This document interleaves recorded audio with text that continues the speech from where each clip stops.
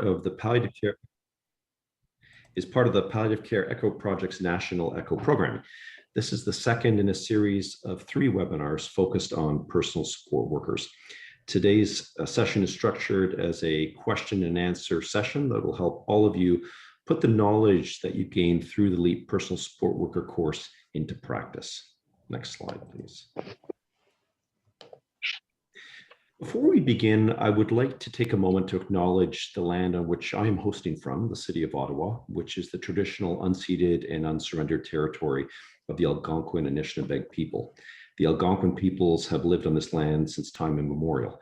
I acknowledge the historical oppression of lands, cultures, and the original peoples in what we now know as Canada. And I fervently believe that the work that we do collectively in palliative care can contribute to the healing and decolonizing journey we all share together. I'm grateful to have the opportunity to be present in this territory. Next slide, please. I'd also like to take this opportunity to provide some information about the Palliative Care ECHO Project, of which this series of webinars is part of.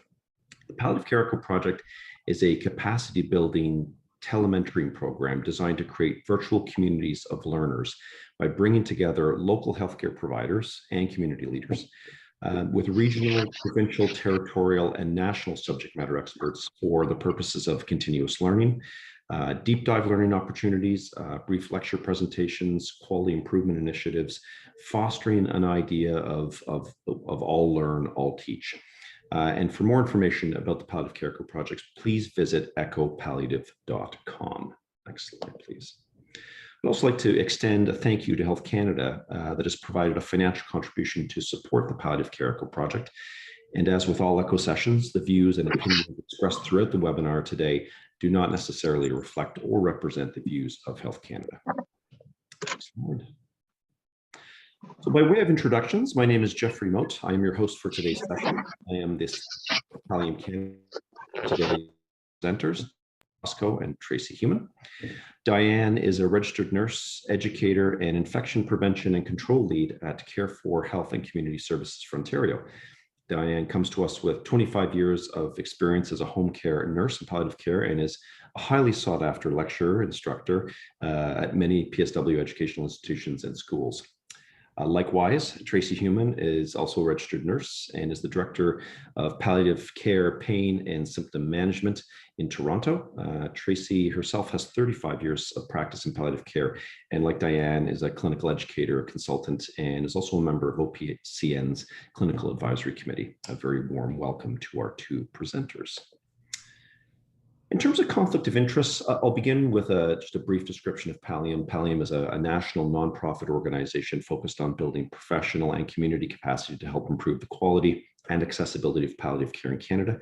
I am the CEO of Pallium Canada, and Diane and Tracey are both paid LEAP facilitators and have contributed to the development of our LEAP courses, for which we're very thankful. And with that, I'll pass the floor over to Diane. Hi, everybody. So welcome, and delighted to have you with us today. So just as a note of our terminology, we're using the term personal support worker, but just acknowledging that that term can include healthcare aide, a health support worker, continuing care assistant, etc. We've seen that the term personal support worker is a term that a lot of provinces are aligning with. Please introduce yourself in the chat. Tell us who you are, where you're presenting from. Just a reminder that your microphones are muted. There are going to be time during the session today for questions and discussions, but we'll be using chat largely, and we do have several people monitoring the chat. If you are using the chat, just remind yourself that when you're sending a question or a comment, you can send it to all panelists and all participants, or if you have something very specific, you can choose panelists only. Just a reminder that the session is being recorded for you, those of you who have signed on a little late. And just a reminder, please do not include any personal health information as the session is recorded, and we want to honor your privacy. Next slide, please. So the series is at a glance. Today we're at July 22nd. We're here to answer your questions and queries about the LEAP PSW. Session 3, August 19th, has been posted, and you're going to actually register for that anytime now. Please share the link that you have received with your leaders and other colleagues, as this session is going to be open to anybody that is interested. Thank you. Next slide, please. So we're just going to jump right in, and today we're going to be taking your Q&As on the LEAP PSW program. Here, next slide, here's our learning objectives. So we're here to answer your questions. And if you don't have any burning questions, we will bring you a case study that we can go through together, focusing on just some of the LEAP modules, knowing that we don't have time today to address each and every one of them. And that speaks to the sentence there, putting knowledge into action. Next slide, please. So just a reminder that these were the modules that you may have covered in LEAP PSW, or if you're interested in taking it and you haven't yet, these are the modules that you would take. So we have had some questions come in online, and I'll just quickly go through those in case you're somebody that's interested, or a leader that is interested in maybe offering this to your staff. When working on a module, can someone leave off and then pick up where they left off? And the answer to that is yes. The second question that came in was, is there a time frame that you have to complete it within? It's over a period of 12 months, but if your organization has purchased it as a package, there is the option of extending that. However, a lot of times when you're doing this type of education, which takes 10 to 12 hours to complete, it's better to do it within, in my opinion, less than a month. So you're able to action some of the items in your practice and hopefully connect with a mentor or a coach that you might have. And the last question was, once it's completed, is it possible to go back in at a later time to review any material? And again, the answer is yes to that question. So having said all that, is there any questions that you might have about any of the modules you want to ask? Oh, so we've got somebody from the Northwest Territories. We've got Sarnia, Cornwall, Ontario, Vancouver Island. Great. So we've got participants from all over the country. That's wonderful. Welcome, everybody. Bye.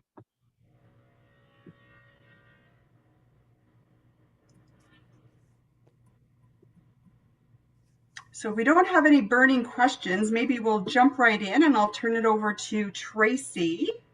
And we've got a case study that will follow through over the next 50 minutes. Tracey? Thank you, Diane.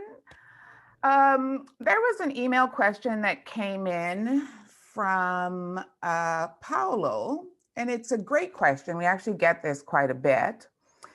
And the question was that he would love to hear some things about the situation where families are under stress, with a possibility to lose a loved one and enter into a disagreement about care decisions to help the client. And very often these care decisions involve the service of the PSW. And he would like us to talk a little bit about what would be the best approach in this type of situation. And so let's talk a little bit about that. I've made some notes, so if you see me looking off to the side, it's not because I have a wandering gaze. I just want to make sure that I get a good comprehensive answer for you on this. And then I'm going to ask Diane to weigh in on it as well. And so I think that that's a fabulous question. It happens a lot. I love the fact that what was acknowledged is that this causes distress often for the client and the team. And I think it's important for us to remember that, particularly when we're talking about end-of-life care delivery as part of the palliative approach to care, emotions are incredibly charged. They're high. We don't see people at their best when they're frightened, they're worried, they're in anticipatory grief. The individual themselves may be distressed and unhappy with an aspect of their care delivery, or the family is advocating because they're unhappy, and sometimes the family and the individual, their opinions aren't on the same page. And what I think it's important for us to remember is, so when we see that disconnect, when we see distress or dissatisfaction, that what's underneath it very often is emotions of fear. Most people want to make sure that the best care is being delivered to the loved ones. But we also have to remember we're inserting ourselves into a family unit and the culture and traditions of those units, right? So it's multifactorial. So how do we respond? Well, it really depends on what is the issue. What is it that the family wants different, right? Is what they're asking for safe? Is it reasonable? Is it appropriate? Does the actual client, the individual with a life-limiting illness journeying towards death, do they agree? This brings in elements of healthcare consent. The other aspect of it is what they're asking you, is it within your role? And is it something that you have the autonomy or authority to agree to? So ideally, here's what I would recommend. If we address emotion first and gain understanding, that helps the individual, and it also helps the family feel like they're being heard and they're participating. Because we have to remember, in our palliative approach to care, the individual and the family is the head of the care team, right? So validate the emotion and explore to get an understanding. So this is how I would respond when a family is saying, I don't want you to do that, Mary, PSW, I want you to do this. As an example, I would say something like, you know what, that's a very important consideration. Sounds like you have concerns if I do it this way and you would prefer this to be done. Can you help me understand what you would like to change, right? We're looking for the rationale. And then we need to actually, if the individual is capable, get consent. Is that something that's bothering you too, Bob? Is that something that you would find more helpful? When do we bring in the supervisor? Always. Because when we're communicating with the team members need to know, and particularly when we're talking about modifying an approach, modifying a specific task or care delivery, and making sure that everybody's on the same page, we need to bring it to the nursing supervisor who has the authority to change the care plan, so we have continuity for everyone who's entering the home. If it's something that you know is outside your role, so you still want to say, that's really important. And in my role, that would be something that the nurse, my nurse supervisor needs to know. And say, can we call them now? So that they can get a response just in time. What we don't want to say is, I can't do that, right? We need to have an understanding of what it's about, and then move to action from there. so people feel heard, listened, cared for, and what they're requesting may be appropriate. And if it's inappropriate, then the supervisor actually needs to be able to respond to that, right? Would you add anything to that, Diane? I think that's excellent, Tracey. I just want to make sure everybody understands that sometimes what the family has requested or wanted doesn't necessarily align with what the individual who you're caring for is wanting. So making sure that you're connecting and including, like Tracey just talked about. Yeah, absolutely. So that was a great question. It was an excellent question. And, Excellent. that's something we can explore on a deeper level in our next session. I think that aligns perfectly within that as well. Yeah, for communication. Absolutely. All right. So remember that you can put questions in the chat. You can raise your hand to be unmuted, and we'll respond from there. Let's start walking you through some stuff then and see if you might have some questions that come up as we go through some key areas.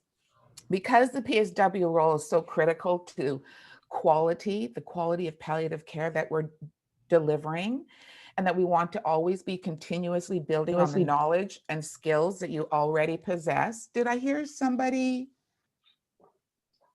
No? Okay. So that you can feel like you're confidently fulfilling your role. The LEAP PSW builds and reinforces on the knowledge that you already possess. So why don't we start walking through a case? We'll discuss, we're going to ask to have you apply what you have already been learning in the LEAP PSW modules. And so we're going to walk through things that will apply: taking ownership, the palliative approach, our 3-step framework. That's how we identify needs, and we'll walk through that.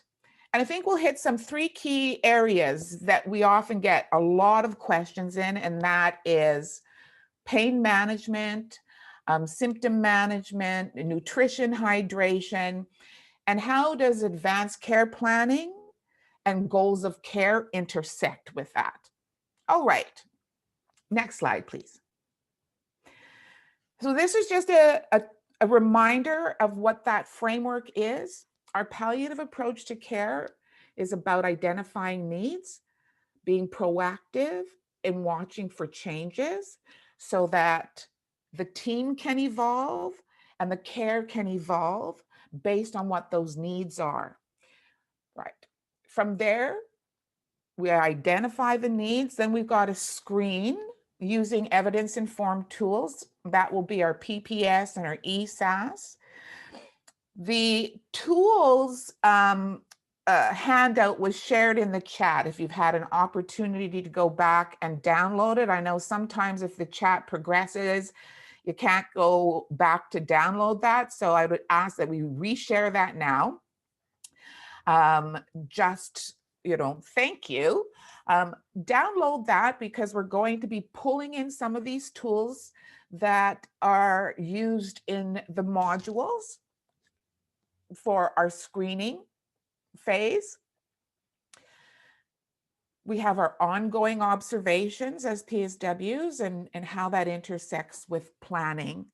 Not only care planning, but psychosocial, spiritual, practical, end of life, death management, and loss and grief aspects, not just disease and pain and symptoms. Okay. We always start with building that therapeutic relationship, getting to know the individual, understanding their story and experience, and the same with the family. And this is one of the things that we find that PSWs do really well, because trust needs to be earned. It's not automatic just because we're formal caregivers walking in to deliver care. Next slide, please. these are some of the tools we're going to be using today. There's a few more in the handouts. It's the PPS, it's the ESAS, and it's the stop and watch. Does anyone have any questions about these tools?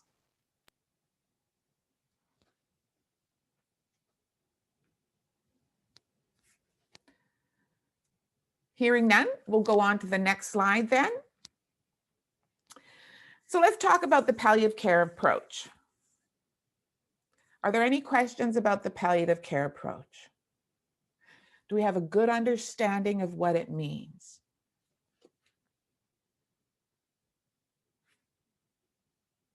When we talk about the palliative care approach, what is it? Anyone who would like to answer that, raise your hand.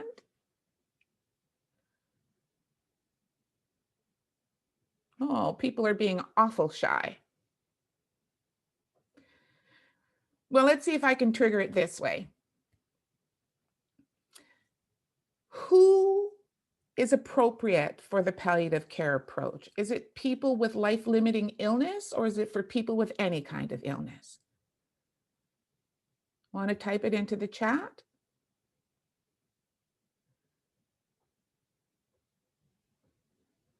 I see a raised hand from Donna. Can we unmute Donna?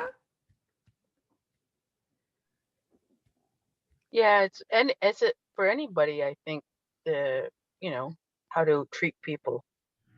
How to treat people. Well, thanks for participating, Donna.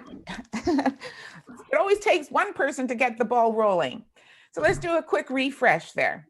The palliative approach to care is a person and family-centered approach. It's an approach to care that we use with people who have life-limiting illness. It starts from the time of diagnosis all the way through their illness journey, and it includes end of life. End of life is part of the palliative care approach, but the palliative care approach is not just about end of life care, number one, right? So life-limiting illnesses, we're talking about COPD, heart failure, kidney failure, Alzheimer's, Parkinson's, MS, the list goes on, right? So when does this approach to care start? Well, when we think that this is an approach to care that looks at disease, how can we slow the progression? Is there opportunity to cure in the instance of cancer, right?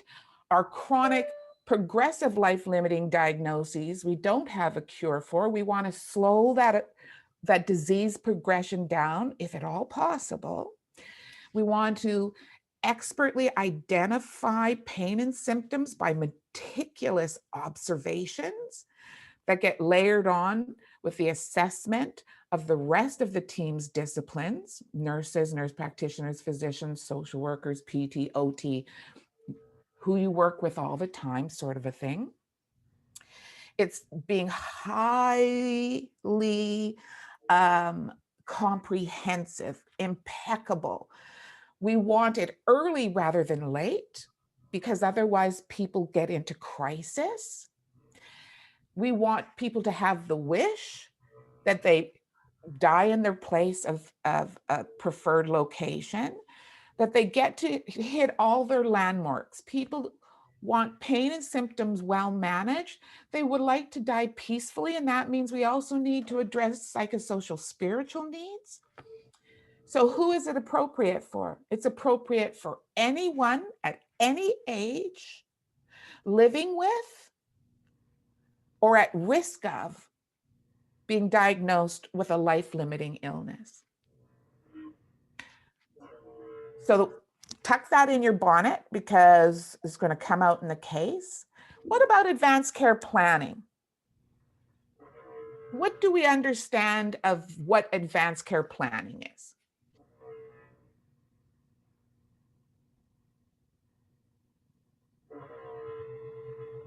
Oh, we've got a really shy group today. Okay, I'm going to move us through a little quicker then. I'm just being mindful of the time we have here today. So advanced care planning is planning in advance, okay? So Planning in advance for what? What is it? Advanced care planning happens with the individual and family. It's out of context. It's what if this were to happen? It's something that any of us on the session today can be doing right now. What if I were to have a stroke? What if I were to get cancer? These are the things that would be important to me. It takes place with the family, and it can include identifying who your substitute decision maker or proxy is, but it's not in context. It's what if. You may already assign a power of attorney for financial needs, those sorts of things, but it's starting to have a dialogue, and it includes what's important to you, what do you value, what are your wishes, your hopes, your fears, so that when we're in context, the individual and the family have the ability to direct their care decisions. As well as then we would move into what goals of care are.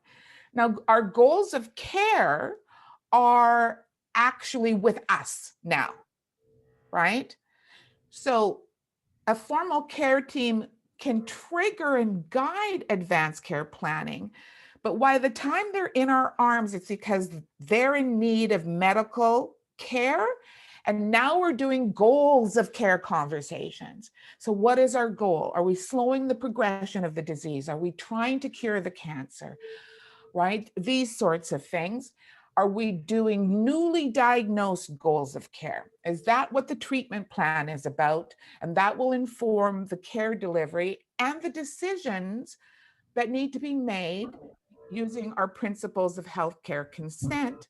And that will inform the treatment plan and the care plan and what you deliver when you're caring for that individual and family in your PSW role, right? So it can be about a chronic stage in disease, it can be about an advanced stage in disease, the goals of care, and it can be about end of life goals of care now as well.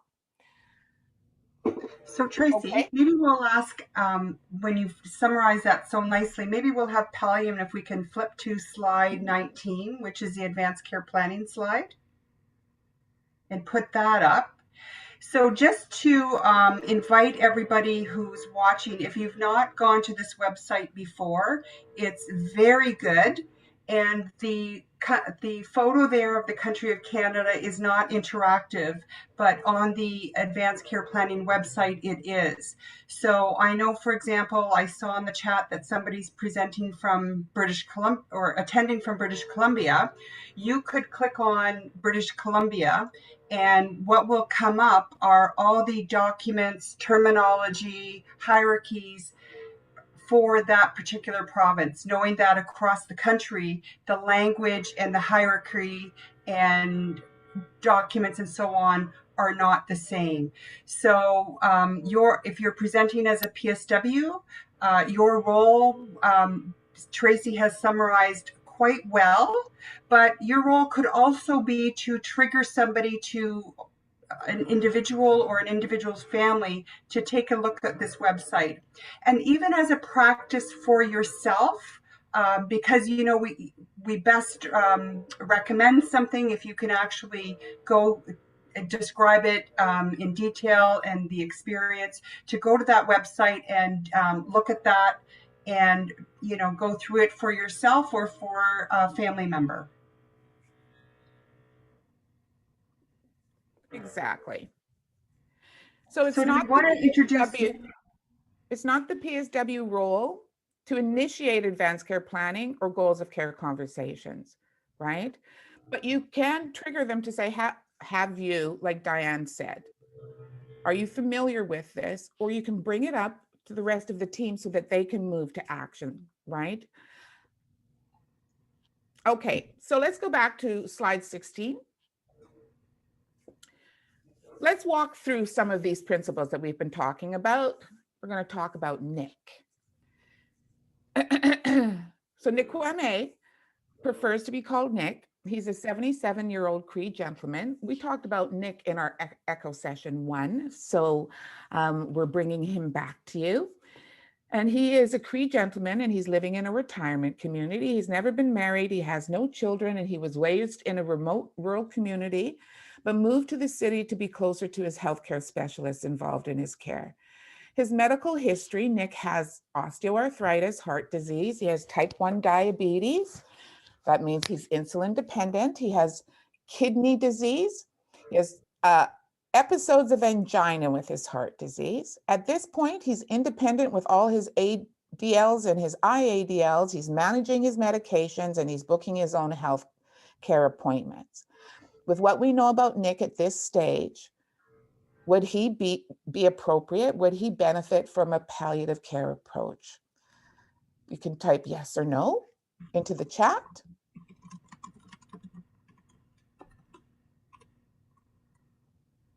Yeah, wonderful. I'm seeing people responding. Yeah. Yep, absolutely. Excellent. Okay. Why would he be appropriate for a palliative approach to care? I'm just wanting to see if you're connecting the dots here. Our palliative approach to care is applied to individuals with what kind of illnesses? Love it. Beautiful. Thank you, Keisha, because he has life-limiting illnesses. He's got a few of them, right? He has heart disease. He has kidney disease, right? Type 1 diabetes, depending on how stable, unstable, can be life-limiting because we get multi-system damage from it. So that's where we start with. He has chronic, progressive, life-limiting illnesses. The osteoarthritis is chronic, but it doesn't shorten life, right? Then we have our chronic progressive, as you've identified. Thank you, Keisha. He has those chronic progressive life-limiting illnesses. What pattern of illness journey do you think Nick would be on at this point? Now, if you've downloaded the tools, you're going to see, let's flip to the next slide briefly. The patterns or dying of or illness trajectories. Now we know that Nick has heart disease, kidney disease, diabetes. What pattern of dying or what illness trajectory would Nick be on? The blue line is cancer, red is organ failure, green is our physical and cognitive frailty. Will you type in the chat if you think it's cancer, organ failure, or the frailty trajectory?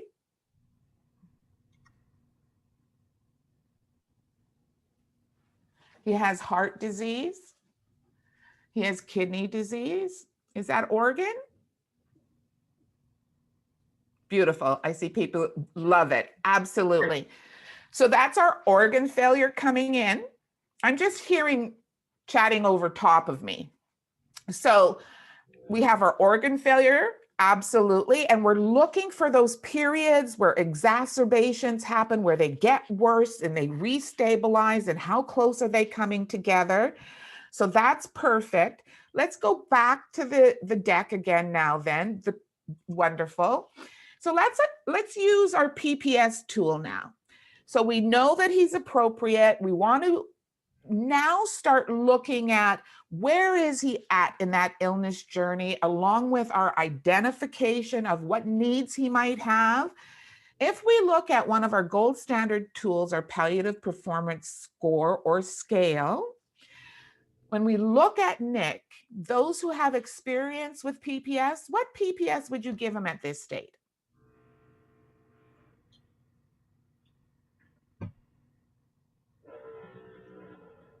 Let's go to the tool. Let's go to the next slide. I don't know if you can actually see that there, but the PPS, we have ambulation. We'd come down that ambulation first of all. So when we're talking about Nick, he's up and about, he's managing his life, he's going to his appointments, he's doing everything. He needs some support, which is why he's in the retirement home, but he's still totally independent with his ADLs and IADLs.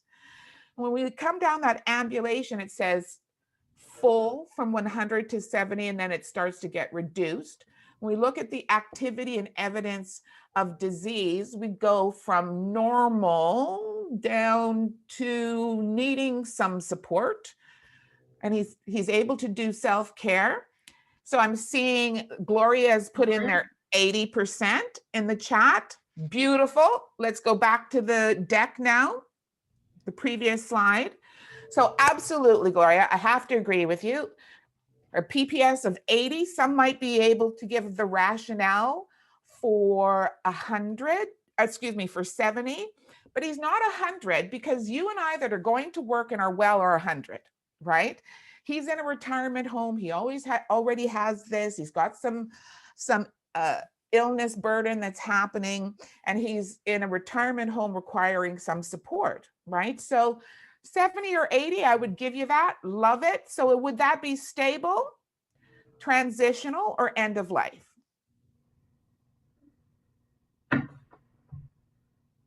Beautiful. Absolutely. It's stable. Excellent, excellent. So here comes your role layering on top of it at this point. What is your role in Nick's care at this stage? And you might find it easier just to raise your hand so you can be unmuted, because sometimes talking is quicker than typing in at this point. Any hands raised? No. Okay, so I'm going to move us on then. What would your role be at this point? 1, building the therapeutic relationship. Being the eyes of... Gloria has just put into the chat, know him more as a person and his wishes. Beautiful. Love it. So answers would be building that therapeutic relationship. That's exactly right, what you put in there, Gloria. Being the eyes and ears of the team. Identifying needs. We're going to do the identifying needs, then we're going to do some screening, and then we're going to move to some care planning. So you're the eyes and ears of the team. We need to hear what you're seeing, observing, what you're concerned about. What have you identified, right? So that we can move to respond to whatever needs he has at this point in time. Within your role as PSW, you want to have some sort of understanding about your client's illness, right? We want to know, is he at risk of pain? Does he have diagnoses known to be associated with pain? So we're going to be watching, we're going to be screening, we're going to be asking. We're going to be using the ESAS. We're going to be using stop and watch to watch for if there's any changes happening. We're going to be reporting that change to the most appropriate person. Depending on where you work, whether it's your supervisor, the nurse that's visiting, the physician involved, and then documenting, and we repeat it again, right? Okay, let's move on to the next slide. And while we're moving to the next slide, what kind of great stuff have we got in the chat there, Diane? We've got people that have said, Gloria said, know him more as a person and his wishes. And Keisha has put in, initiate and obtain advanced care directives. And that may not be the role of the PSW, but again, that would be a PSW initiating that through their most responsible leader. Wonderful. So let's move to the next slide, and I'm going to talk a little bit about that. So we're talking about Nick at this point in terms of advanced care planning and goals of care and healthcare consent. You guys are wonderful. You're perfect. You're getting it on track. We want to be able to be facilitating awareness that it's good to be having some of these conversations, right? It's not the PSW's role to guide advanced care planning or to initiate and guide goals of care, but it is your role to observe for readiness, right? So you might in conversation, it might just be coming up in conversation. They might be asking things like, I don't think I understood what the doctor said at that, and I'm not too sure what that means. And I'm worried about what am I going to do as I get weaker? And I'm, these kind of cues. What's your opinion? Do you know I'm getting weaker and it's getting worse and you're needing to help me more. And I'm getting scared that, you know, I might be dying. Those are all these cues. Some of it's for advanced care planning and some of it is for goals of care stuff, right? So it's watching those cues, reporting up to the team. Healthcare consent, we all do all the time, right? Love it. Okay. Right now, we know that Nick, he's a Cree gentleman who came from his remote home location. He's only in the city because his care needs specialists for access. We know that Nick has 2 brothers and a sister-in-law, and a brother-in-law. He's got several nieces and nephews and extended family back home. So when we're thinking about these sorts of things, we're watching for interactions, cues, because part of the advanced care planning and goals of care that are going to start to be triggered by nurses, nurse practitioners, and physicians that you want to be asking the team about, right? So that you have this information as well. And we also want to have an idea about what's culturally safe and traditional for Nick. So we're asking to get to know him and his stories. Okay? Any questions about that so far? We're always listening to cues and like being detectives and CSI, listening to the words that people are using, the indications of their values.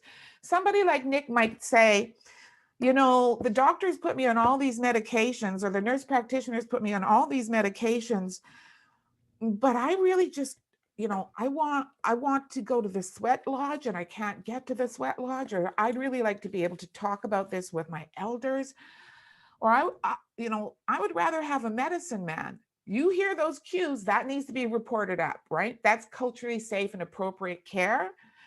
And that's part of the stuff that we bring in as well. Okay.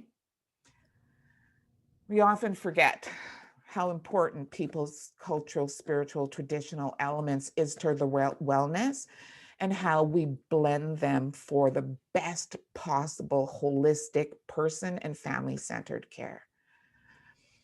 Okay. Okay, so we're going to move on to moving Nick through his journey. And we're going to go to slide 21, which is going to be regarding hydration and nutrition. So just first off, do you have any questions about the hydration and nutrition module? And this is what's happened to Nick. He's diagnosed now with pancreatic cancer after an episode of severe epigastric pain, and he was transferred to the emergency room. He was determined not to be a candidate for surgery. He's declined some treatment, but has accepted radiation to help with pain and symptom management. And he's now back living in his retirement community. So you as a PSW, what do you see your role for Nick at this time? If anybody wants to put something in the chat. So Donna's raised her hand. So Donna, if you can be unmuted. Yeah, maybe he might need more help with giving a shower or other things. Yeah, perfect. So we're going to, maybe stimulate some referrals to the interprofessional team. So he might need more PSW services, or he might need some bath aids. And I think you put that into the chat earlier. Any concerns you might have? And thinking about him as an individual, he's living away from his community because he wanted to be closer to some healthcare support. So what concerns might you have?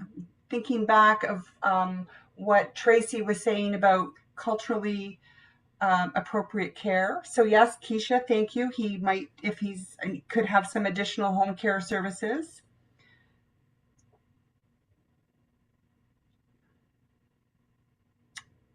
Donna? Is there anybody in the community that would have the same spiritual goals or well-being that someone could, volunteer to come and see him? Yeah, and I think Gloria has stated the same thing in the chat. So he needs some spiritual and social support from a peer. So how can we reconnect him maybe with his community? And you know, we're right now connecting by Zoom. Is using technology a possibility, or like you said, is there somebody locally that he may be connected with? Things like that. And then we want to consider his goals and care and some symptom management. So just moving now along, if we can go to slide 22, over the next few months, he seems a little bit depressed and withdrawn. And you're noticing that his appetite has decreased. He has some episodes of nausea, and you're sort of seeing that he's losing weight. And he says to you, I feel so full quickly and nothing tastes good anymore. So what is your role? What concerns do you have? And what, in thinking about your tools in your toolbox, what tool might you use? So thinking about your role as a PSW at this point, what do you think?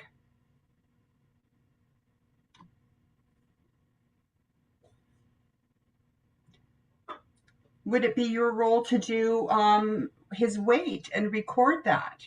Would your role be to initiate an in and out? How often is he avoiding? How often are his bowels moving? Thinking about, is he actually vomiting? How much is he vomiting? Does he seem dehydrated? Things of that nature. Donna's raised her hand. Can we Hi, unmute Donna? Hi, just again, maybe also letting your supervisor know these things that are going on. So whether they can, if it's still at a retirement home where I work, they take initiative or call the family or get them checked out what's going on possibly. Yeah. So we want to be always observing and recording and reporting. So just thinking about things to improve his appetite or improve his hydration, improve his overall well-being associated with eating. What things can you do as a PSW to help that in your scope of practice? For example, are we going to offer him 3 huge meals a day? So just no, of course not. No. So Donna? No, and offer like fluids maybe when you see him, or say it's good to drink water, especially if it's hot, so people stay hydrated. Yes. So every time you encounter him, encourage him to have some fluids. So we're looking at things like, so perfect. Gloria, ask him if he wants something special. Maybe he wants something that's a meal or food that's connected to his culture. Maybe that would help him. Keisha has put in like a supplement like Ensure. Traditional foods, some meal supplements. Thinking about hydration, are there foods that we can think about that he can have that are more fluid based? For example, watermelon, things like that. Smoothies, perfect. One thing I just want to encourage people to do, I'm really big on mouth care and checking people's mouths. A lot of times people can be on different medications that can be drying to the mouth, can change the physical environment of the mouth, the physiology, and people can be at risk of thrush. So always be making sure you're checking mouths thoroughly, and of course reporting if there's any concerns of potential thrush or mouth sores. Is he on a medication that's actually changing the taste and causing perhaps a metallic taste? So moving on, again, this is something that a staff member of mine had submitted to me as a concern, and I just changed it to Nick's situation. But, Nick's PPS is quite low now, given his situation here. If somebody wants to put up their hand or put in the chat, given what you're seeing here, what is Nick's PPS right now? So he's in bed all the time and he needs a lot of assistance with personal care. So Donna, what do you think his PPS is? It's pretty high now. We had a client just like that, and she just went to hospice because we couldn't do enough for her, you know? Okay. So what do you think the PPS is? I think Keisha has put 20 to 30 in the chat, which is what I was looking for. So what are your concerns if you actually fed Nick the porridge?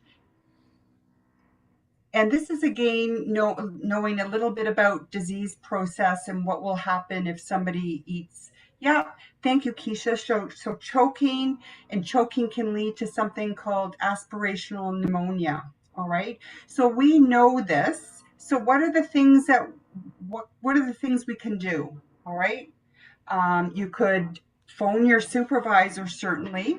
You could ask for an OT assessment or a speech language path to do a swallowing assessment. But what would you say to Mary? What's in your toolbox to say to Mary?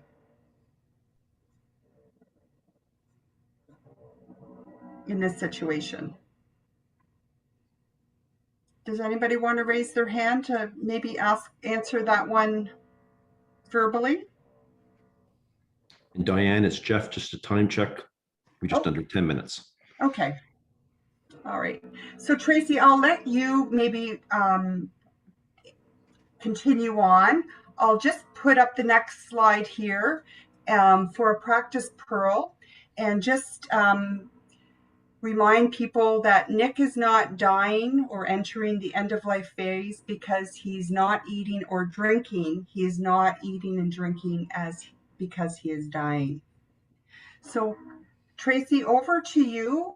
And Nick is now having some issues with some pain. Thanks, Diane. Okay, so when we talk about pain and symptoms, do you have any questions about identifying who's at risk for being in pain? How we screen for pain using the ESAS? Because we have limited time, I'm not sure that we're going to have the opportunity to do pain and symptom triggering justice, but let's move on to the next slide and see how we do. So Nick, at this point, he has pancreatic cancer. Pancreatic cancer, we want to understand a little bit about that. So it's good to ask your team members and learn. It's very painful. And he is now much weaker and easily fatigued. Now that's because his cancer has significantly progressed. So we're wanting to do impeccable observation and identification of pain and symptoms so that they can be managed. And within your role, it's identifying, does someone have pain or other symptoms? How bad is it? Where is it, right? Understanding about pain care. The LEAP PSW modules give a lot of knowledge and help your understanding around this, reporting it up. If what we're doing isn't working and they're not comfortable, and knowing to ask for the nurse to give something for pain before activities that increase pain. Yeah, so at this point, he's progressed significantly. He's not able to stand well. He needs one-to-one assistance. He can only walk a short distance to the bathroom and back. He can only sit up for a couple of hours and then he needs to lay down to recover or rest rest. And he needs lots of assistance now with his care. At shift report or handover, or if you're in the community, you walk in and this is what has been left as a report for you, we see that the ESAS score is as follows. His pain is 6 out of 10.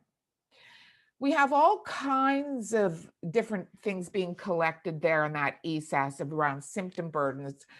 But let's just focus on pain right first, because pain is our fifth vital sign. It's a universal complicator. If we don't address that, all the other symptoms will be worse or harder to control. So his pain right now is 6 out of 10. Would you say that's mild, moderate, or severe? Do you want to pop that into the chat for me?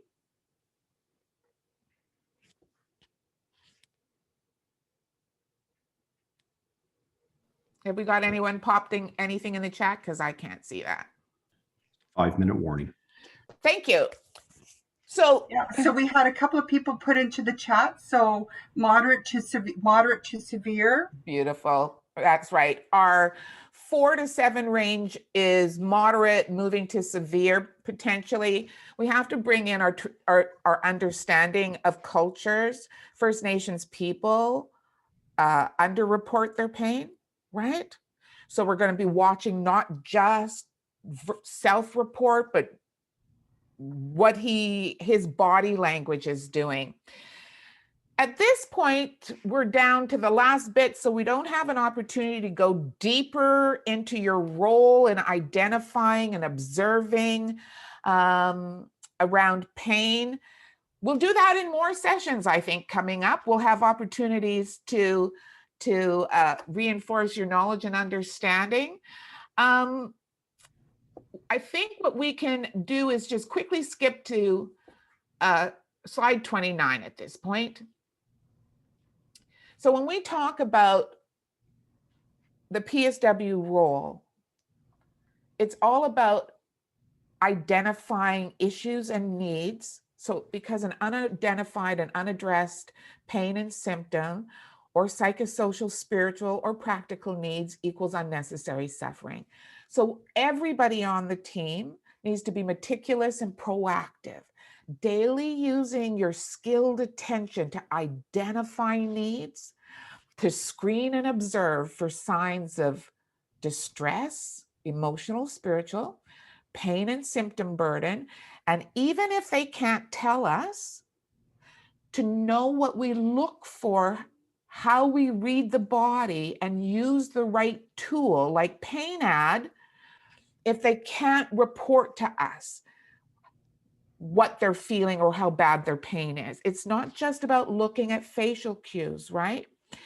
So that we incorporate our evidence-informed gold standard tools so that we can deliver the best possible care from the disease all the way through pain and symptoms, psychosocial, spiritual, practical, and remembering that, we'll move to the next slide.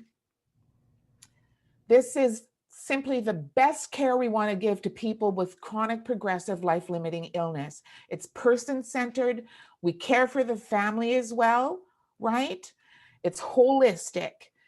And we can't do a good job without skilled PSWs. You're our first responders. You're our first responders. So be thinking about, how do you take the knowledge that you learn, bring it through to your hands in how you deliver care for these individuals and these families. We can't do it without you. And we want you to feel confident and build your knowledge and skill to take up that important place on the team that you do. So quality care is not possible without you. I want to thank you for all that you do. Thank you, Tracey, and thank you, Diane, for an excellent presentation and for the amazing input from all the participants. We had some good dialogue, some good feedback, and just love ending on that pearl of wisdom note, Tracey, that you just shared with us. So thank you. Couldn't agree more. The incredible contribution that our PSWs make day in, day out in providing the best possible palliative care to patients and their families. So just in terms of a wrap up, I just wanted to ask everyone to please fill out the feedback survey after the session wraps up. It's really important for us to capture this information. We learn from this, we improve future sessions from this feedback. So please complete that. A recording of this session will be made available to all of you. within the next week or so. And registration is now open for the third session of the series. So please sign up, because we suspect that one's going to fill up quickly. And you'll see the topics there: personal support workers and challenging conversations. Again, focusing on communications with individuals themselves. So that's happening on August 19th from 12 to 1 p.m. Eastern Standard Time. So echopalliative.com is a place to register. Thank you again, Diane and Tracey. Wonderful to see you and have you share your knowledge with all of us. And I wish everyone a very good rest of your day. Take care. Thank you. Bye-bye. Goodbye, everyone. Bye, everyone. Have a great rest of your day.